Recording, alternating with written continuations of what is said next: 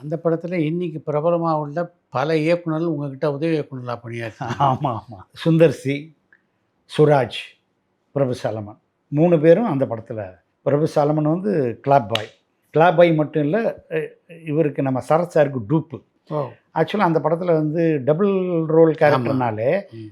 டெக்னிக்கலாக உங்களுக்கு தெரியும். அது கரெக்ட். மாஸ்க் வச்சு, அது வச்சு, இது வச்சு எல்லாம் பண்ணுவாங்க. அந்த படம் முழுக்க மாஸ்க்கும் கிடையாது, ஒன்றும் கிடையாது. ம். ஏன்னா இந்த பக்கம் வேற ஒரு கேரக்டர் வச்சு சஜஷன் ஷாட் அப்படி வச்சு இப்படி வச்சு எடுத்திருப்பேன். அதில் சஜஷன் ஷாட்டில் யார் நிற்கிறதுன்னு பார்த்தீங்கன்னா பிரபு சாலமன் தான். ம். ஏன்னா அவருடைய கலரும் இவருடைய கலரும் ஒத்து வரும், பாடியும் ஓரளவுக்கு ஒத்து வரும். பிரபு சாலமன் வந்து என் மச்சான், ம். என் ஒய்ஃபோட தம்பி. ஓ! என்னுடைய முதல் படத்துலேயே என் கூட வந்து ஒர்க் பண்ணணுங்கிற அளவுக்கு ஆர்வம் இருந்துச்சு. ஆனால் நான் வந்து என்ன சொன்னேன், எப்பா சினிமாங்கிறது ரொம்ப ரொம்ப ரொம்ப ரிஸ்க்கான ஒரு தொழில்.